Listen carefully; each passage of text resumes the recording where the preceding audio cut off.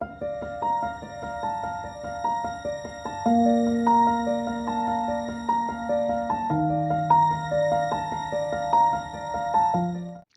家好啊，歡迎嚟到秘酒英倫呢個頻道。咁今日呢條片呢，就我諗比較少人講嘅，咁就係講關於喺英國嘅工作。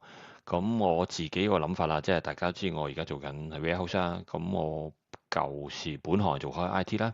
咁我有個諗法就其實有冇啲工種呢係唔係好需要體力，咁但係亦都唔係太受年齡限制。即係我諗法如果做到退休之後都仲做得，咁跟住呢份工呢，又係自己好有興趣嘅，咁啊 keep 住做落去，即係做到自己幾時停都得。咁我點解我有咁嘅諗法呢？就係我公司嗰度呢，就最近大翻新啦。咁所謂大翻新，因為佢嗰個 warehouse 其實都好舊啊，幾廿年歷史。咁你知嗰啲 warehouse 其實都係一啲即係磚砌出嚟四邊牆啦。咁跟住其實屋頂全部係一啲嗰啲唔係瓦片，係嗰啲叫咩啊？鋅鐵定咩啊？即係嗰啲金屬嘅一啲斜頂屋咁嗰啲啦。咁大家應該見過都知。咁其實比較殘舊。咁內籠咧，其實好多時候啲木又霉啊，啲油漆又嗱，即係甩晒啊，起晒泡啊咁樣。咁啊有個公司就話會請裝修師傅嚟整屋頂，鏟晒支屋頂會好多嘢黐實晒啊，雀屎啊啲青苔啊等等嘅嘢。咁而且我哋嗰度附近係有河嘅，咁應該都好潮濕啦。咁所以咧就要做清潔，咁跟住就會游過晒咁。我初諗住咧，即係咁大地方，即係講緊幾千尺，有幾層樓咁啊，應該話好多人嚟啦。點知原來嚟到咧清屋頂咧就叫做有一至兩個人啊，即係長期都一個人做嘅啫。即係可以想象到呢度啲人，即係唔知啊。即係我哋近時裝修，就算一個屋企啊。就算一個大判，即係個咁樣嚟做，跟住都楞幾個，一個係做水，一個做電，一個就做地板，一個就做牆，可能一個人幾個工種做埋都唔定啦。咁但係都唔會咁少人噶嘛，呢個講係幾千尺。咁咧最奇怪咧就係跟住去到油油嗰 part 啦，油油嗰 part 咧竟然有個伯。就即係寒晒背啊！即係攞住桶油都冇乜力咁樣，跟住攞住啲布，嗰啲布咧就霉霉爛爛咁啊，就即係鋪，即係你游到邊度鋪嗰啲地方咁。有時因為我哋啲 office 咧就有啲電腦啊，好多架撐喺度啊嘛，咁啊鋪啊突突咁樣，咁跟住游完之後最好笑咧就有啲地方冇游到啦，之後根本視力有啲問題啦，咁啊有啲咧就砸爛晒啲嘢啦，咁啊即係總之就好誇張啊！咁跟住我哋就話哇，其實都唔係平喎，唔知佢收緊個係市價嘅喎。咁我就心諗竟然佢咁嘅年紀都做得喎。咁啊仲有就係最搞笑就佢做得嗱西西之餘咧，仲要有客嘅喎。跟住今日咧就已經聽啲同事講佢今日做埋㗎啦，即係都唔知佢遊完未啊，都好似都未遊晒啲嘢。佢話聽日有另一單 job 又要接咗，咁啊又要去人哋嗰度㗎啦。咁我心諗哇！One man band 加個伯都可以做到，咁其實有冇啲商機係其實英國有啲行業或者工種係有機會係其實唔受呢個年齡限制，又可以一路 keep 住做到即係自己好有興趣都繼續做咁啊，行得走得做得嘅咧咁。咁所以我就諗到咁嘅 point，我就不如試下揾啲工。咁其實如果你嚟過英國或者去過現啲睇咧，其實呢度都幾多工種係比較特別，香港冇嘅。咁我第一個諗到咧就係同貓狗有關，因為呢度啲人好中意養貓同好中意養狗啊，即係差唔多我呢區咧，我諗即係大話半數嘅人養狗都好正常啦，貓亦都大把隻，我屋企附近都應該見到有十零隻貓噶啦，唔同顏色唔同啊，咁即係好多家庭都養啦嚇。咁而且佢哋好多門都睇得到咧，特別為貓而開一個窿俾佢出入咁樣啦。特別有啲後院嗰啲木欄咧，就有啲窿俾佢又擒入嚟啊咁樣啦。咁好啦，咁我就諗下有冇啲方法揾啊？咁啊最快諗到不如用 ChatGPT 諗啊嚇，因為 ChatGPT 幫我揾啦。咁當然啦，佢揾出嚟嘅資料係咪最準確就唔好信晒。咁啊都係再自己資料搜集下。咁但係起碼俾個範圍我睇下有冇。咁我問下佢同貓狗嘅行業有冇？咁佢原來有喎嚇。咁我之前都抄過，不過今次係想認真啲睇下有冇機會，因為自己我都中意貓貓狗狗，但係我自己又唔係養貓養狗好有經驗嗰啲人，咁有冇機會做呢？咁咧有啲叫 pet sister 啦，同埋 dog walker 啦，即係睇住啲貓貓狗狗或者帶啲狗散步，因為呢度啲人都好注重狗嘅健康噶嘛嚇，咁啊帶佢散步。我見有啲人咧就直頭一個人就放4、5隻狗嘅，我懷疑應該都係幫人放，應該唔係佢自己咁多隻。咁又可以係自僱人士啦嚇，咁啊簡單啲啦，又陪佢食啊剩啊，咁有寵物公司，我都收過一啲單張係呢啲公司嘅，我亦都有啲朋友真係做一啲寵物美容嘅公司嘅嚇，咁佢裏邊做嘅嚇，即係開咗一啲咁嘅鋪頭。咁啊見到有啲咁嘅網站，咁我最緊要梗係即係咪需要證書？點樣去入行咁樣啦？咁咧佢話咧其實就冇證書都得，咁但係你可以有一啲寵物急救啦，咩叫動物行為課程啦，咁啊呢啲係可以讀咗佢嘅。咁佢就睇下價錢啊，散步啊，即係帶狗狗散步嗰啲咧。都有每次係10磅至20磅，咁其實我覺得都 OK 啦，即係同你最低工資咁上下。如果你60分鐘有20磅，其實高過最低工資添啦，係咪？唔係12點幾磅啊嘛，咁其實都值得考慮喎。咁當然20磅，梗係有你有經驗啊，有啲口碑啊，有啲 reference 俾人睇到，哇！原來呢個人真係唔錯，做得好好啊咁。咁我諗呢個都有嘅，而且我見呢區裏邊有時來不時咧，Facebook group 咧都有啲人 po 出嚟話啊有幫手咁樣，咁都有呢啲嘅。咁啊寵物保姆啦，baby sister，但係唔知點解呢原來咁貴，陪佢啫喎，即係去到人哋屋企陪佢隻貓貓狗狗照顧佢，都30至50磅一晚。不過當然啦，一晚幾多個鐘我又唔知啦，係咪3個鐘或者4、5個鐘咁，其實都長時間。如果除翻開嘅話，其實即係等於最低工資咁上下啫。咁大家可以留意，佢好好嘅就講埋俾你聽係點樣註冊啊、成啊咁，即係如果你報呢啲又點樣啊咁。咁跟住第二個就係寵物美容啦，咁呢個就比較專業啲啦，啲點都要有證書㗎啦嚇，因為香港嘅寵物美容都唔係平啊嘛嚇，咁因為又要小心剪啦，又要識幫佢洗啦，咁啊如果剪得唔好，整親隻動物就唔好啦，係咪？咁啊呢個咧就有呢個City and Guides 都有考嘅。咁其實我自己都查過啲資料，原來好多私人 G 呢啲咧係有好多不同嘅認證。咁大家如果有興趣，不妨上去網站睇下，可能揾到一啲心水嘅又啱你興趣嘅，報讀咗其實可能真係可以擴闊下你個揾工嘅範圍啊。咁我因為今集嘅目的，希望都想即係擴闊下我自己嘅眼界，睇下有冇機會可以揾其他工種。你去睇翻，你要睇到片尾，你就發覺原來啲工種真係〜幾吸引嘅，而且真係有機會可以做到啊！咁一陣你睇到未就知啦。咁我繼續講埋先。咁好啦，咁啊有呢啲啦，咁啊有啲叫 dog 嘅 grooming 嘅初課程啦，可以報啦。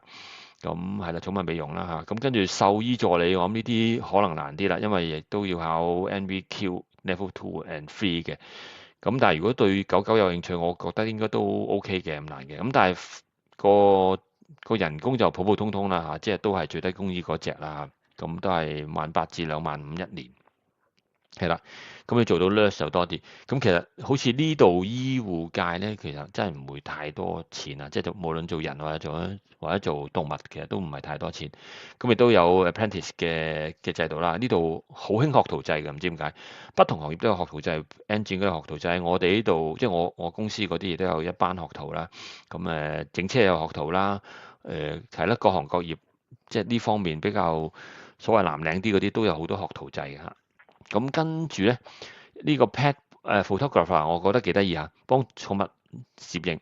其實我都諗過攝影呢個範疇嘅，即係如果中意影相，其實有好多商機啦。譬如呢度嘅小朋友生日，其實可以幫佢影相啦。嗱，而家又揾到狗嘅影相，有啲人結婚又可以影相啦。我諗呢啲真係有啲係可以諗諗佢。如果中意影相嗰啲朋友，不妨諗諗。咁其實收費都唔平嘅喎。如果每次係50至300磅都幾誇張。呢個套餐唔知包啲咩，即係包幾多張相啊，影幾耐啊，咁呢啲就唔知啦。要真係再詳細資料搜集下。咁呢當然係用 IG 最快啦，因為相嘛，梗係用 IG 去做 promote 最好啦嚇。咁跟住就有 dog trainer 啦。即狗隻訓練師，咁我諗呢個比較專門啲啦，你冇乜咁嘅經驗，其實都比較難做到啊。咁所以佢人工都唔差㗎，可以高級嘅去到4萬到7萬一年都幾誇張啊。咁好啦，咁跟住我第二樣就諗到咧，就係因為呢度嘅屋咧好多都有花園噶嘛，而花園嗱，即係個花園唔止係你後花園喎，好多時候你後花園係有一大片草地啦，有啲人就會做一個溫室啦，有啲係可能會將個花園設計得好靚啊，鋪唔同嘅磚啦或者碎石啦，有啲羊腸小徑啊咁樣啦，有啲圍欄咁樣啦，咁而前院好多時候啲人都做得好靚喎，咁有啲係種得好高嘅樹啊，咁啊要修剪啊咁，咁我心諗啊，其實呢啲都幾好做喎，因為我見過喺度附近咧有啲後生仔咧就幫手剪前花園嗰啲高出嚟嗰啲樹嘅，咁啊剪得好靚。亦都見過，我都講過啦，我隔離屋有棵樹嘅，本來前院對住一棵好高嘅樹，竟然有人有一日咧突然之間係鋸咁鋸實佢，有連根拔起咁鋸到齊晒。咁啊當然咧鋸完之後其實好靚嘅，咁因為佢個 view 景觀啊當堂就開揚咗好多。我哋嗰間屋嘅景觀都開揚咗好多，因為佢本來就喺正我哋門口嘅右手邊，一出去就望到佢，咁所以成棵樹就擋住晒。咁鋸完之後就非常之好，咁而且鋸棵樹都真係唔平嘅，聽講。咁所以我就諗起啊，其實做園丁其實都幾有可為喎。咁我發覺哦，原來真係喎。首先私人花園啦，即係我哋呢啲啦，即係屋苑啦，或者商場、商業地方啦，或者政府嘅公園啦，咁呢啲唔少啦。咁當然啦，有證書一定好嘅。原來有啲叫做皇家園藝學會嘅證書，咁大家如果有興趣，不妨去論一論。而且人工都幾 OK 喎，最基本都2萬到3萬5。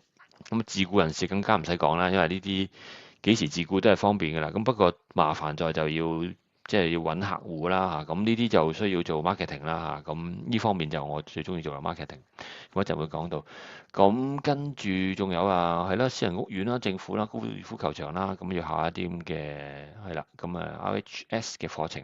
咁跟住有啲園林設計師啦，我記得近時大學嗰陣時候都好似有一啲咁嘅園林設計嘅一啲啲 degree 去考嘅，即係去學嘅。我記得當時都有啲咁嘅嘢。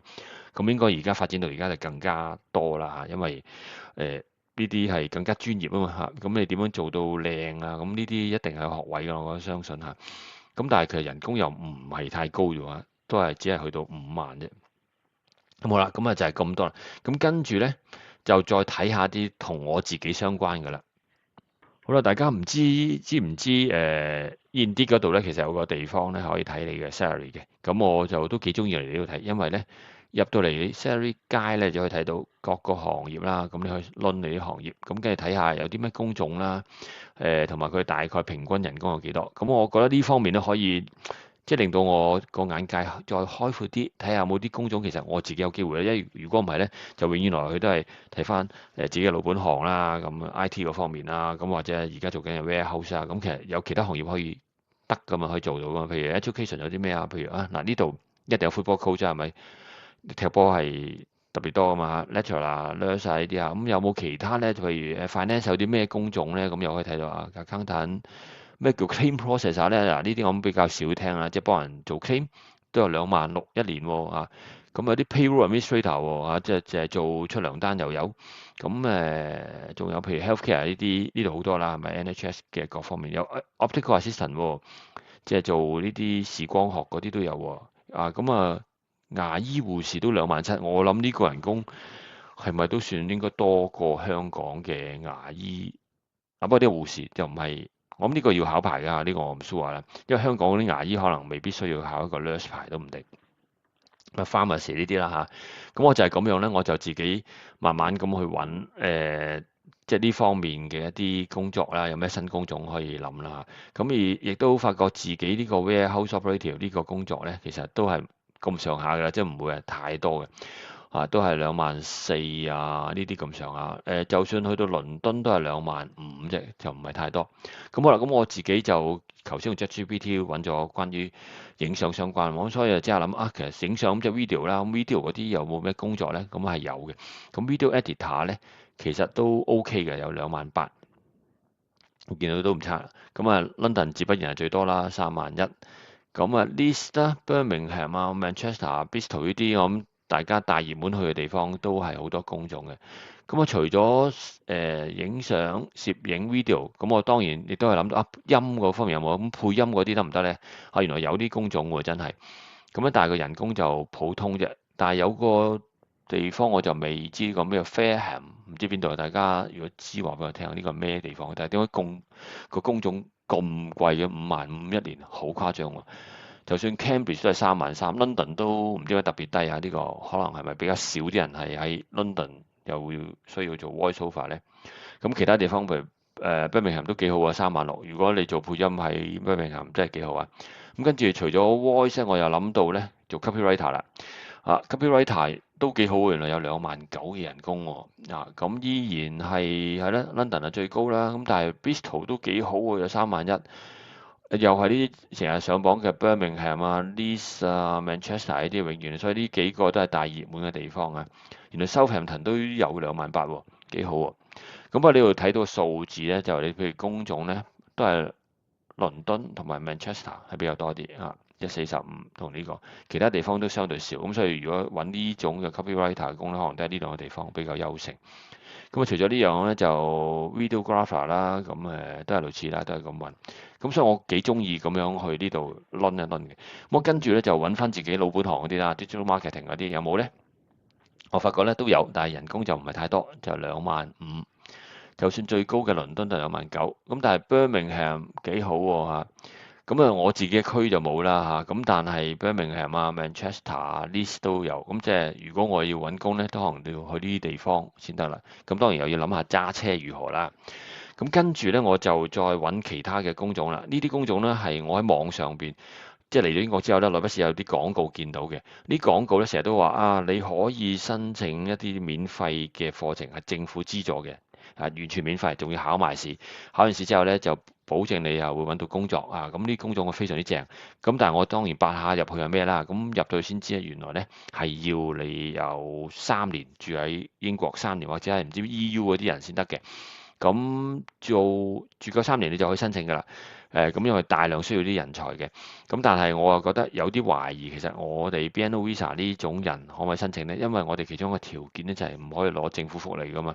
咁呢啲3年之後再攞政府嘅 training 嘅分得唔得呢？咁我唔係好 sure。如果知嘅朋友不妨留言話俾我知啊。咁我覺得應該機會唔大，應該即係我都唔會太冒險做呢啲事，因為就算攞咗着數，咁之後5+1申請唔到就大鑊啦。咁不如就唔好貪過少少啦。咁不如自己去讀咗佢算啦。咁係咩呢？就係呢個同data analyst 相關㗎。咁我發覺哇，原來人工幾高喎，真係平均收入都有3萬5一年喎。咁仲會見到有啲係好誇張，係4萬2啦。係啦，呢個 Luton 又係3萬5啦。又係啲 Manchester、Leeds、Birmingham 呢啲大熱地方都係有3萬幾。咁其實係幾好喎。咁跟住第二樣類似嘅課程，咩免費課程呢？就係 Cyber Security 啦。哇！呢個就真係非常之吸引啦，有4萬4一年啊，Cyber Security。咁當然啦，呢個係比較專業嘅，唔係個個人都咁容易做到，因為你要考嘅專業嘅試啦，咁你都有咁嘅相關經驗啦。咁但係即係望下都開心啊嚇。有4萬4嚇，咁咧就Senior 嗰啲真係好誇張啊，Senior 已經去到7萬5啊，即係到晒頂啊！暫時我睇好多工都做唔到7萬5咁高，但係你見到 Bristol 都要去到6萬5，咁呢啲亦都係 Senior 職位啦嚇。咁但係你見到咧，其實工種多唔多咧？就倫敦一定多啦嚇，呢個地方。咁但係如果 Manchester 啊呢啲大熱地方，Nottingham 啊、Birmingham 就唔係太多，都係得10幾份人報嘅啫嚇。咁但係個人工就非常之吸引啦。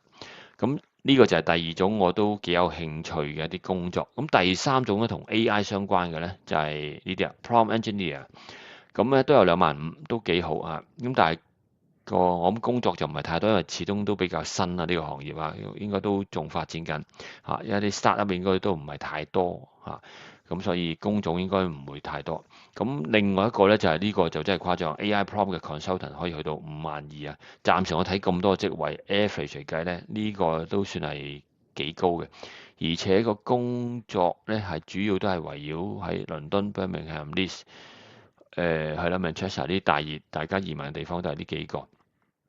咁我聽講啊，啲朋友同我講 Leeds，因為我之前都研究過，想落腳點係 Leeds 嘅。咁無論各方面都幾中意嘅，無論住屋啦、鄰舍關係啦、學校啦、校網啦，佢大學亦都好啦。咁亦都有個 city 係幾正啦嚇。咁啊，不過深烤其他原因咧，我就終於就冇揀呢度落腳點啊。咁但係呢個地點唔錯嘅，如果有朋友住呢度，不妨都留言話俾我知啊。因為我聽講 Leeds 咧，其實佢係都幾重視 IT，即係好多公司係喺 Leeds 嗰度，IT 公司喺 Leeds 嗰度係有公司嘅。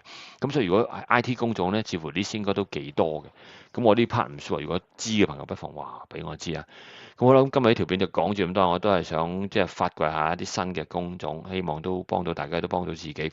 可能真係唔係淨係局限喺自己本來嘅老本行，亦都唔係一定係要做 warehouse 呢啲工作，可能有其他嘅發展空間都唔定嘅。咁希望呢條幫到大家啦。咁大家有咩問題或者你有啲咩工作你覺得其實呢個仲筍喎，你冇講到喎，你留言俾我知。好，係咁先，拜拜。